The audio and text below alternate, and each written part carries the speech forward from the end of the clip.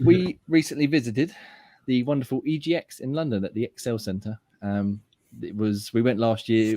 We gave our thoughts on last year's one, and some of us anyway, come away a little bit underwhelmed. We went back this year for the Friday, and I think Scottish Gruff and Ladies' Favourite went on Saturday as well. So I want to go to you first, Ross, since you spent 2 days there. What is your thoughts and opinions on the show itself? We'll get into the specific games in a minute, but just did you enjoy it more this year?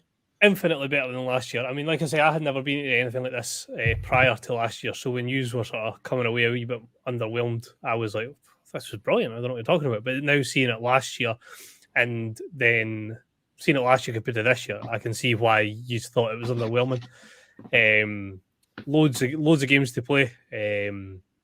Really busy, both the Friday and the Saturday. Saturday was a lot more chaotic, so a lot more kids running around. But no, great environment, loads to play, loads to do, quite a few fun activities. But no, I had a very good weekend down in London.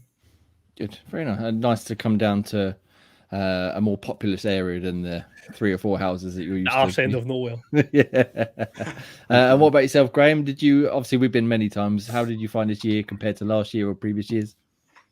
Well, definitely better than last year. It was a bit scarce last year, and we kind of completed everything we wanted to trial before even lunchtime last year, whereas there was a bit more content to sort of get our teeth into this time. And yeah, it was a few key things kind of missing. There's a lot of high-profile games that could have been there, but the ones that were there, the Call of Duty and stuff, were actually approachable and playable, whereas previously, when it was super busy, these queues could just stretch for hours before you even get a look in.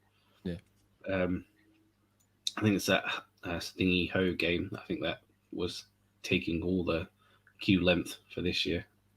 Yeah, that was that. Wolong, yeah. Wolong, that's the one, yeah. So that was definitely taking all the queue time around. Which is mad, seeing as there was a free demo on Xbox Live and PlayStation Network and PC. Way, you have a taste and you want that a little bit more. Yeah. But good. Yeah. Most impressed. That and House Flipper too. I couldn't believe how popular that was as well. Yeah, that had quite a queue going around. What about yourself, Ian? Before we get into specific games, general thoughts on the exposition, as it were? Yeah, I think I enjoyed it as well. I think it had a lot more oomph this year compared to last year. Last year felt really a bit barren, whereas this year was really good. I got a little cool poster that way. Yep, very nice. Your Snorlax up there. Snorlax, yeah, happy with that purchase. But yeah, I think it was a lot more to do, and they had some more high-profile games. It's a shame there wasn't any real the big brands like Xbox and PlayStation being there. But it was nice to see Nintendo there. Yeah, about the other brand, but no, they were at least there having some presence and showcasing stuff. There was a lot more games that I still found that games are already out, which is still really good as well, because that shows that that game's already out. When is it? Oh, I can play it now. So if you enjoyed it, you can go pick it up straight away. Yeah, and I'm sure we'll talk about one of them in a little while. My thoughts on the show are up already. Much like you, are definitely infinitely better than last year. Much more variety, much more things to see and do. But it still lacked that, like you guys were saying, that real big hitter. I know they had Call of Duty there, and they had obviously Sonic, which we'll get into, but they were like the two big hitters, and then it almost seemed that things like the shops and the retro area took up as much space, if not more, than the actual games you could play.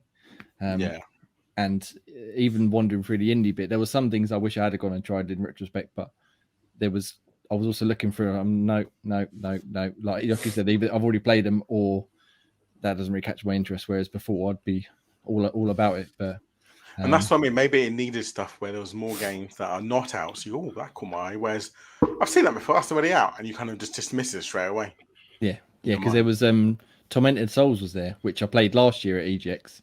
I think it was at EGX anyway, but it's been out for 8-9 months at this point.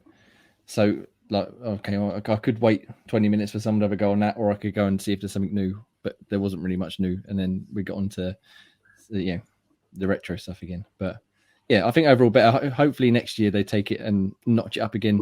Either shrink the shop part down, or put it in its own separate. Because that place where they hold it, the XL is huge, isn't it? Yeah, I don't see why they can't stretch it out and take some of the queue space out and put the shops like down that end, and then just have more games. But yeah, I guess there must be a reason for it. I know Colin was. Oh, go on.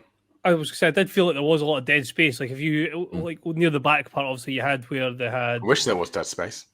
Well, yeah, they had Three. they had a massive tabletop section and what was it, tabletop and card game section, which Yeah. there was like 30, 40 tables worth, and I feel like that could have been condensed a lot down. Same Or with even it. people, if that bit there, even people coming to, come play this tabletop. Like people actually come pulling people in. It wasn't really like that. It was just more, it did do what need you some want. instructors there to sort of entice people. I mean, like, if they had like a card book, 'cause I remember me and you were talking about Ian. Like, obviously, you learned how to play Yu-Gi-Oh, but it was like I watched the programs, I've watched all the films, and I've like loved Yu-Gi-Oh growing up. But to actually learn how to play the game, I had to be clueless. If they had somebody like between 1 and 2, there was like a Yu-Gi-Oh starter class that would have dragged people down into that scene. I know I would have went to it for definite. Just there was things, like I say, it wasn't bad. It was certainly better than last year, but there was things that they could work on, as Jay was saying, for next year's event. Yeah, Yeah, 100%. definitely. They just need to. Well, they might not want to, but in my opinion, they need to get it back to what it was before the pandemic, which I know is easier said than done. But there was definitely a bigger sense of almost like excitement when you went into the old ones, whereas now you sort of turn up and like, oh well, there's some games here. But I mean, again, it was nice seeing everyone. It was nice seeing you again, obviously, and Daniel and bumping into a few other folks that I've seen that I've known from the past. But yeah, hopefully we can get more excitement and drama and I must get there and play this game. Maybe next year I'll have like Pikmin 4 there and then I'll be all over it. But we'll no hangover this year, which is sad. yeah.